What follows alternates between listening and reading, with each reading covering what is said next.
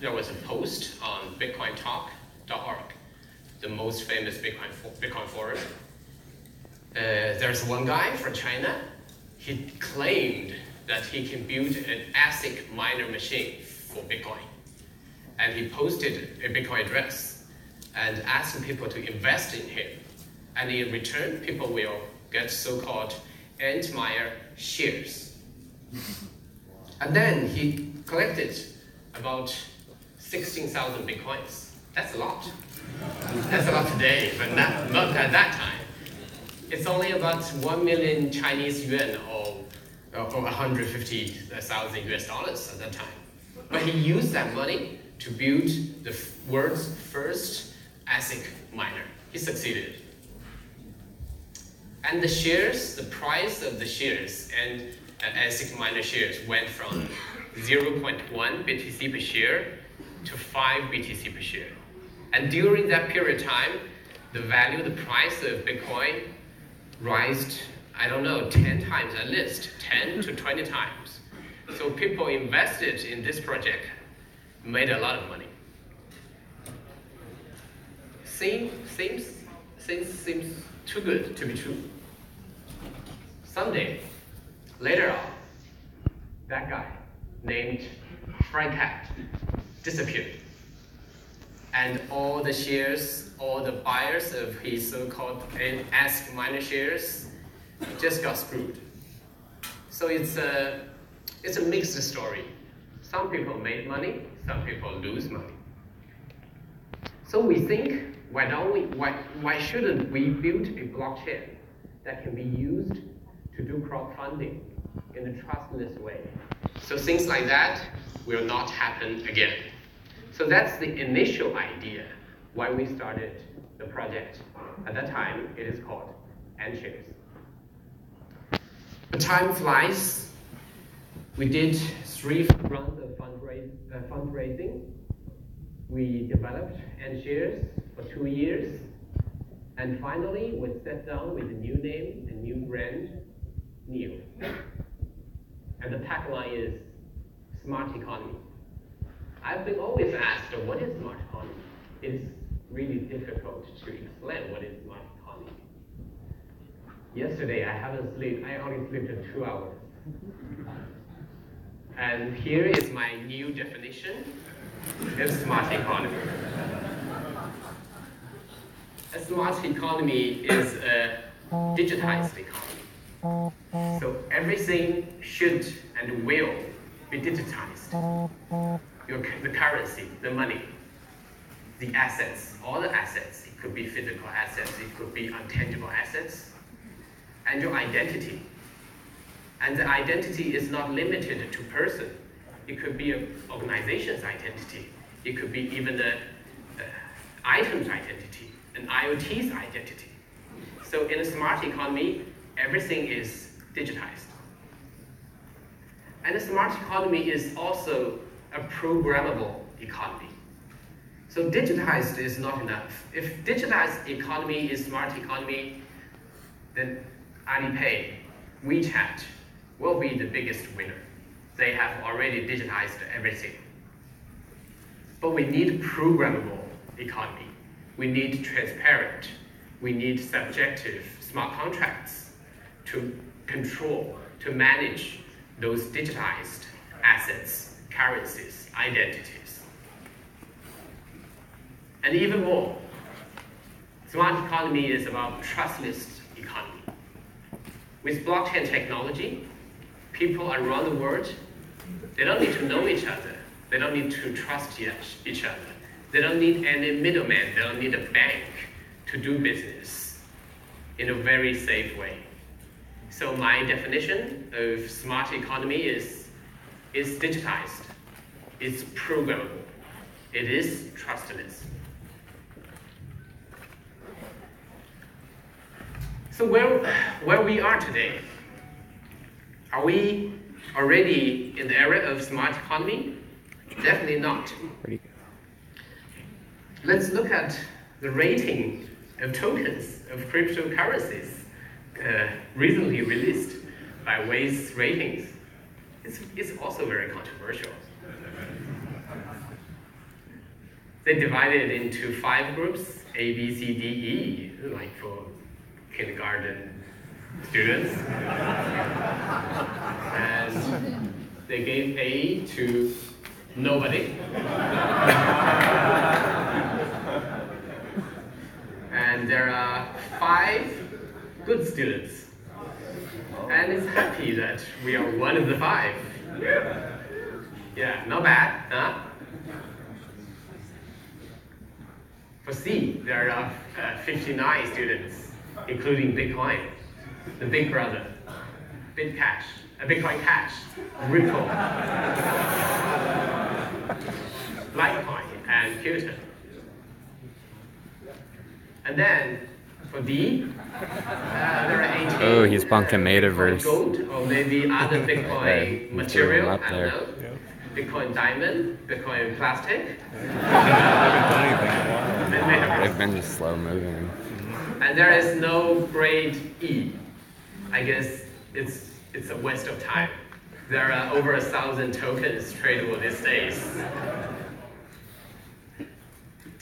And the rating is based on 4 criteria: risk, reward, the technology, and the fundamentals. I don't know why we are better than Bitcoin, but we're happy to be one of the 5 good students. And we will strive to be the first one to be the A student, to be an excellent student next year. So where we are today for the community,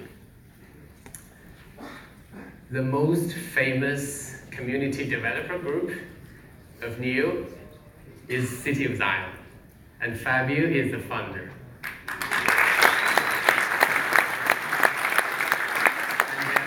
And if members are sitting here, I'm so proud of you. You've did so many work for NEO. Without you guys, NEO wouldn't have today's status. So City of Zion is basically an English-speaking developers community.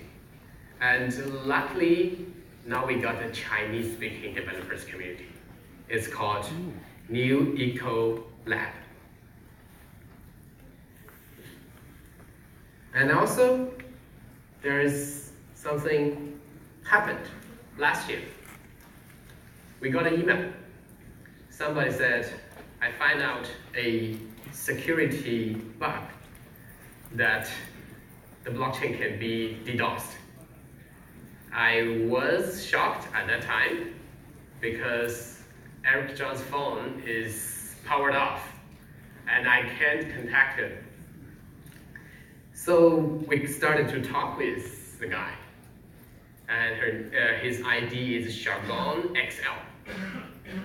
And luckily, it turned out he's a white hat hacker. And he decided, he agreed to do a security audit for us. And it took him 3 months to do the security audit. And I believe today, he will share his all the experience about auditing NEO blockchain. And now we have 10 languages, different languages of NEO documentations.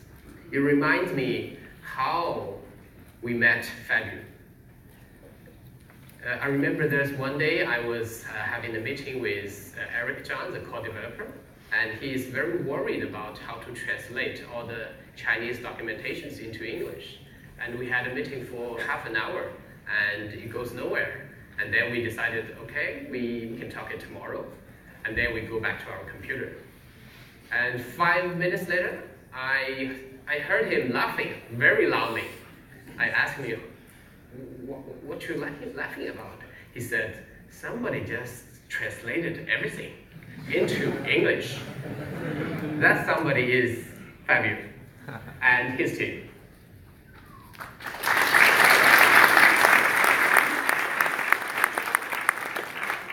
Luckily now we have more than one Fabio. We have 10 Fabios. They translated the documentations into 10 languages. And we are very prominent on social networks. There are 73,000 followers on NEO's subreddit. And we have lots of events happening every month. In January alone, there are 5 meetups in Europe, and I can't go there. Otherwise, my wife will be complaining more. Thanks for Malcolm. Malcolm went to all the European meetups. But I went to Korea for another meetup in Yonsei University, one of the top two universities in Korea. And I also gave 2 speeches in different scenarios, different places. And we have DevCon here. So a lot of things are happening for the community. I always been asked how many smart contracts applications are there on NEO blockchain. Now you can check NEOorg/dapps. You can see there are dozens of them. And I believe next year in DevCon 2, maybe I'll need 10 minutes to explain everything of it. Oh, that's the most interesting part.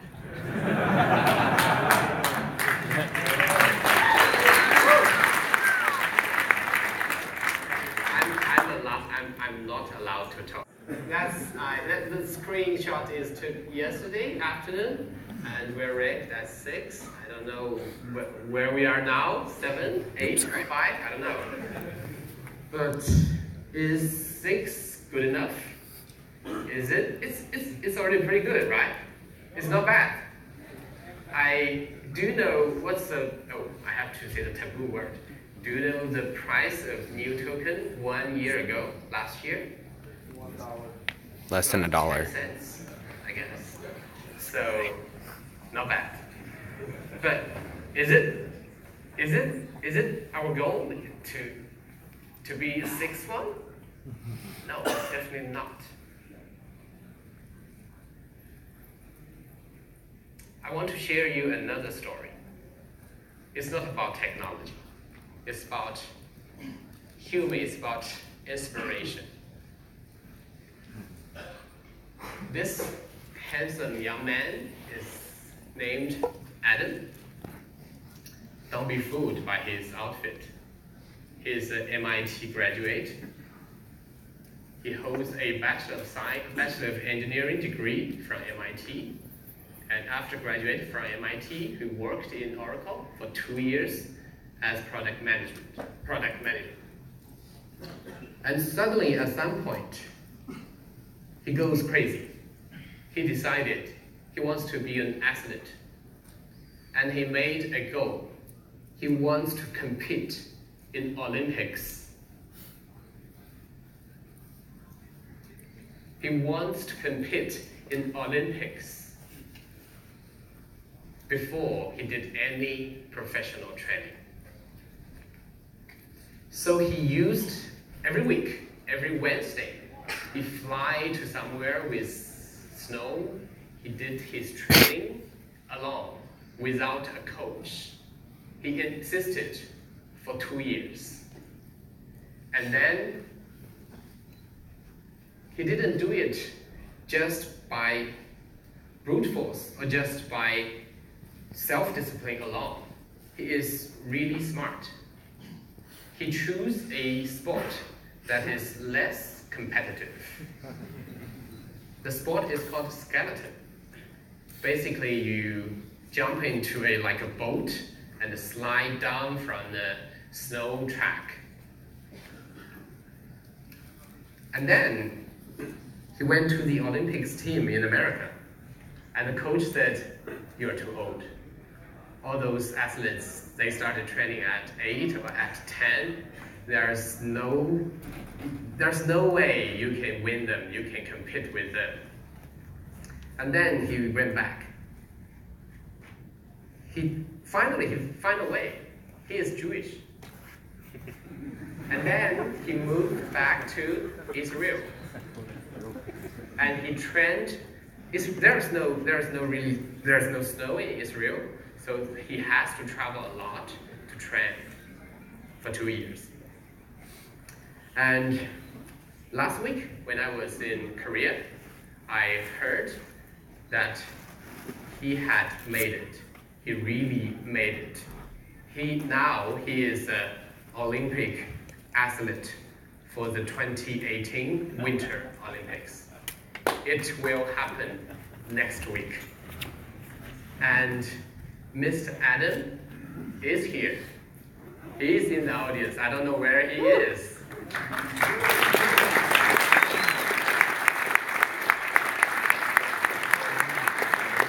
Oh, he's right here. If you can find his name and check his LinkedIn profile, you will see he says his title is Olympic Everyone thinks you're athlete him. and Bitcoin blockchain early adopter. So what a coincidence! I'm really inspired by him. Setting a high goal, pursuing the goal, and be smart, be strategic, and be self-disciplined. So what's NEO's goal? What is our goal?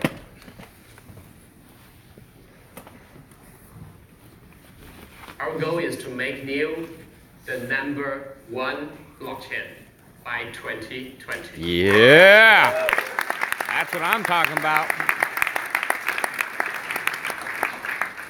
We don't want to be one of the best. We want to be, NEO want to be the one. The one.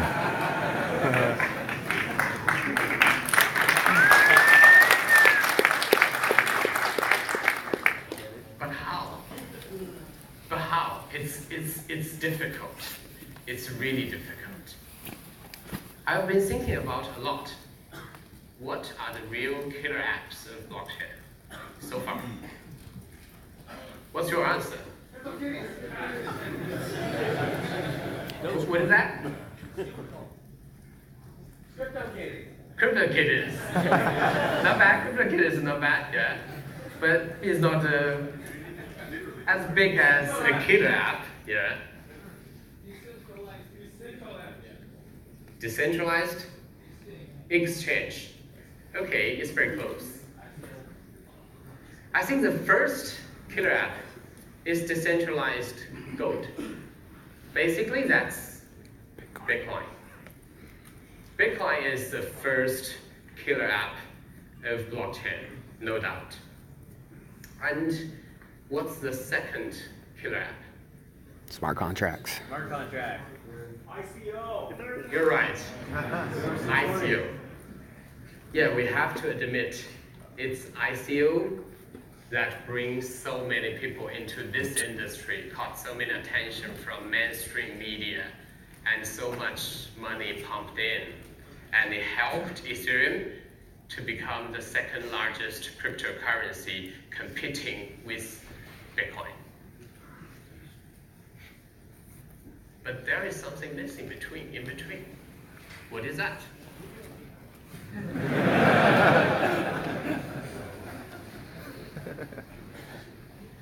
Exchanges. Without exchanges, do you think you still want to own Bitcoin? Do you think you still want to do ICO? You want to join those ICOs? If those tokens cannot be tradable, you still do ICO? I don't think so. So I believe exchange is the most popular use case in public blockchains. But we've seen a lot of exchanges. The top exchanges changes every 6 months. Any of you lost money with Mt. Gox? Wow. I hope you made it back through ICO. And Bitstamp used to be one of the biggest exchange. And then Bitfinex, at first, they linked their order book, their liquidity into Bitstamp, and gradually they surpassed Bitstamp. And then OKCoin or B or BTCC, they dominate like 80% of all the trading volumes in the world. And we see BTCE, one of the oldest exchange in maybe in Russia, I don't know, got closed.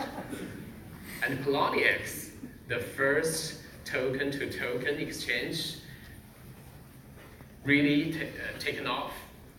And then suddenly, Bittrex passed Poloniex.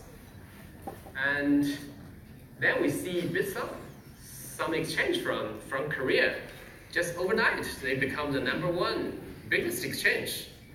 And then Binance, in 2 months, in 3 months, they now have over 5 million registered users. I don't know if the number is correct, maybe more than 5 million users. And even Binance is not the biggest one now. There's one exchange called Upbit. They're owned by the Kakao company from Korea. Their trading volume is higher than Binance. So centralized exchange really, the thing just changed so quickly. And I believe centralized exchange will die. Yeah. 3 reasons. Security. It is too difficult to prevent those hackers. Regulation. It is too difficult to be licensed, too expensive to be licensed. And cost.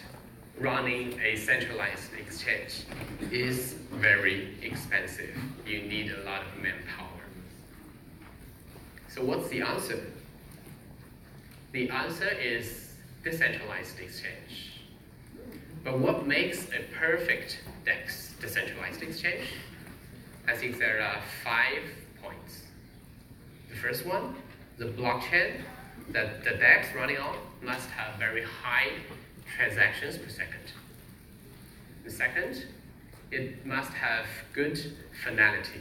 That means you don't need to wait for 6 confirmations or 21 confirmations to make sure your trade goes through. And you need interoperability.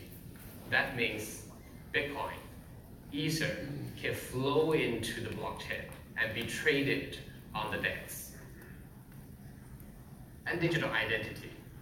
Eventually, decentralized exchange will also be regulated.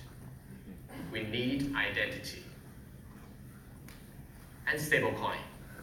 Token-to-token exchange is okay, but stablecoin, stabled value is still preferred and easy to understand. So we need these 5 crucial points to build a perfect exchange. And NEO has all the ingredients. We have very high transaction per second. Now, today, we can handle 1,000 transactions per second. We have perfect finality. One confirmation is final. The consensus mechanism we use is called DBFT. You don't need to wait for a second confirmation to make sure your transaction goes through. And we have a protocol called NEOx. With NEOx, Bitcoin, Ether, or other tokens, it is possible to move them onto NEO blockchain and be traded with other tokens. And also we have digital ID. NEO has its own ID system called NEOID, and we can also work with Ontology, another digital ID project. Oops. I think it's too good to be true, huh? And we need stablecoin. There's a project called Alchemint. It is a stablecoin will be built on top of NEO. With stablecoin, it's easier to bring ordinary people to the decentralized exchange. 1,000 transactions per second. Pretty good. Maybe 20 or 30 times of other blockchains. But by 2020, we want to be the #1 blockchain. At that time, 1,000, I don't think that's enough. we should handle 100,000 transactions a second with NEO without sharding. Yes. We have been calculated very carefully what's the theoretical limit without shedding. We have come to the conclusion that we will achieve that before 2020. And I'm not saying sharding is bad, but sharding cannot resolve all the problems. It's like in a city, you can divide it into different zones, districts, but there always be some districts that are preferred. Everybody wants to go there. It will be congested. So it is really crucial to improve the one shard transaction speed.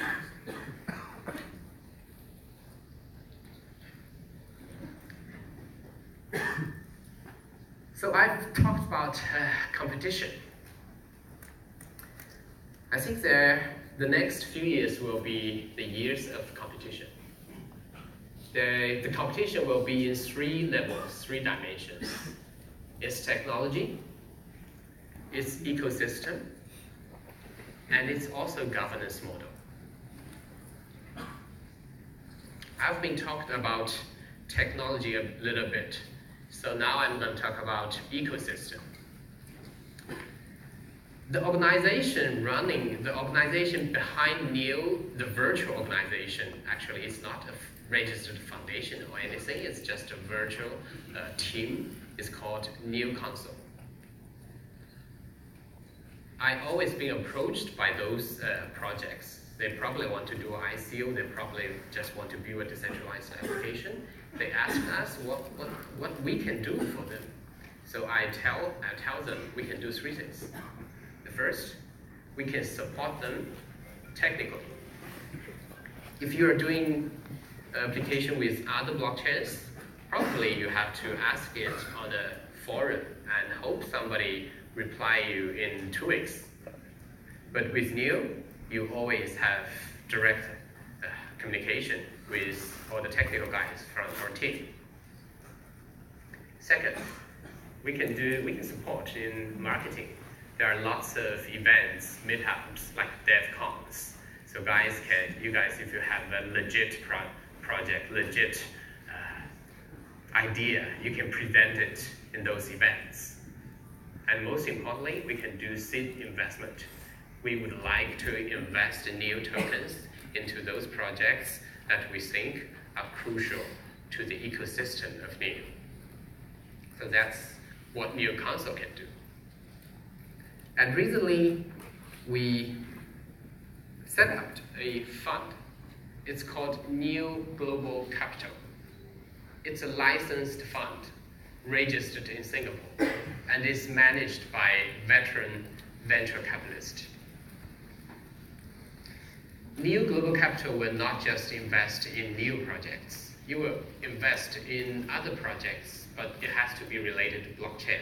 And then we can work with those projects. We can learn from each other. We can study their technologies. And I guess many of you have heard of a new project called Ontology. Any of you heard of it? And I've been asked a lot, is there any allocation? Can I join in? Ontology had assigned 10% of all the tokens to NEOcon, and NEOcon assigned 5% of the tokens to NEO Global Capital. So if you want to join the community of Ontology, one of the ways is to become a LP of NGC, NEO Global Capital. Except from fund, we also had registered a foundation. The foundation is called Open Blockchain Foundation. The purpose of the foundation is to fund research. There are several purposes. NEO will donate 10 to 15 million US dollars in the next 5 years to this foundation. And future donors may include on-chain, the company, and ontology, the project. And we will have research grants for areas like cryptography, consensus mechanism, topology, distributed storage, on-chain governance, and similar things. And we also would like to support student organizations and education and training. We already been working with UC Berkeley, and we're talking with some top universities and top professors to be our advisor or to do research for us. And the last point, last few slides is about governance. NEO often being blamed that we are very centralized. I would say it's in some sense it is true. There are only 7 consensus nodes with NEO network, and before 2018, they are all controlled by NEO Council, by us, because we need to upgrade protocol very frequently. But starting from 2018, we are undergoing the process of decentralization of the consensus nodes. So we'll put up a website. People or organization want to run a consensus nodes can be a candidate there, and they can demonstrate their technical capability, their interest in NEO, and hopefully they will get selected as consensus nodes. And there are major organizations already committed to run a consensus nodes for us. But they have to be selected, they have to be voted. Those organizations include City of Zion, the community developers, KPN, the biggest Dutch telecommunications company, and Fenbushi Capital, the biggest blockchain venture capitalist from China.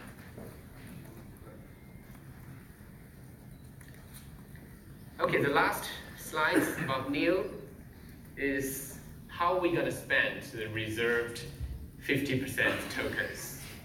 We made a very bold decision in 2014 to keep 50% of the tokens by NEO Council. It's shameless. At that time, if you pre-mined 1% of all the coins, you are called a scam, a pre-mined scam. So keeping 50% is like a robbery. So how are we gonna use those tokens? 10% will go to incentivize the team. Actually, I haven't been incentivized yet. As a seed investor, I invested my own money into the project. I got a return of those tokens. That's all the tokens I got. I haven't got any incentive tokens from these 10%. And that's the same applies to Eric Zhang. And I haven't been paid by NEO for like 4 years. Yeah, I haven't been paid. When we started, there are 4 co-founders. Only one of them is paid because his wife is not working and he has 2 sons. I have only 1 daughter, so I cannot get paid.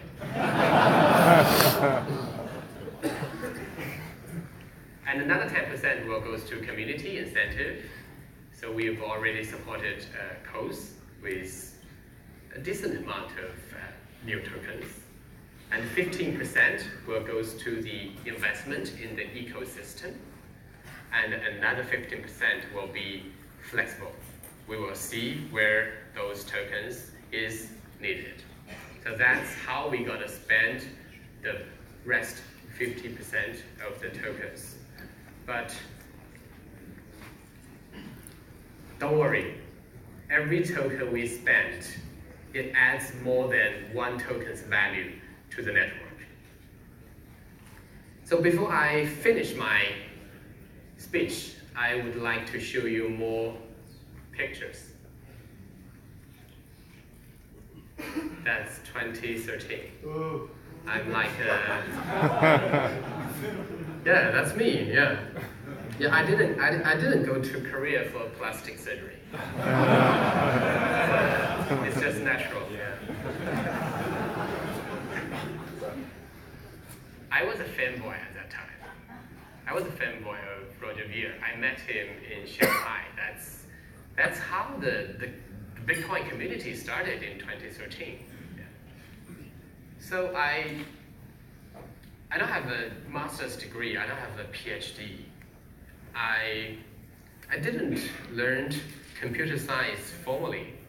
Or the reason why I started computer science is to crack the hard disk lock of my university's computer lab. So I taught myself assembly language, I taught myself C, and I made it. I cracked the hard disk lock, and then I wrote my own one with assembly, and I locked that computer. But sometimes when I go to a computer lab, somebody is sitting there. It's so annoying. He's using my computer. Then I discovered there's kind of a hack tool called NEOorg. Yeah, it turns your Windows blue screen. Yeah. So I will nuke my computer several times, and that guy will move, and then I go back. So that's me. I didn't even study or lived abroad. So it had been a long journey, and I think I'm blessed to be able to do things like this and to grow with you guys. And this 2014, if you can read Chinese, you will see the slide says crowdfunding, DAC, plus crowdfunding platform. DAC stands for Decentralized Autonomous Company, or DAO, that's the same term. So in 2014, it's in Hong Kong, the second Bitcoin conference in Hong Kong. I'm giving a speech about crowdfunding. Basically, that's ICO. Who is he? Anyone recognize him? Eric. It's Eric? Yeah. That's the early days. It's our office. Yeah, we have been working in that office for like more than 1 year, 1.5 years. And there are only 4 of us. It's a quite shabby office, obviously. And I haven't get paid.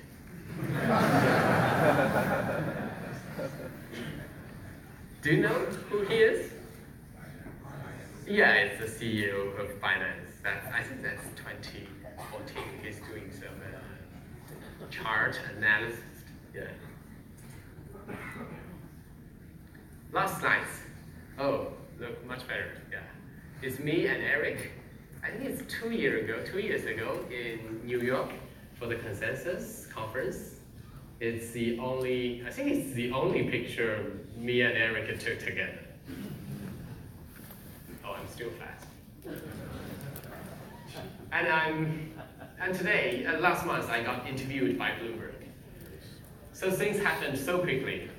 I'm so honored that NEO can become such a world-class project, and I grow so much. So all I can say is thank you. Thank you, the NEO community. And please join us.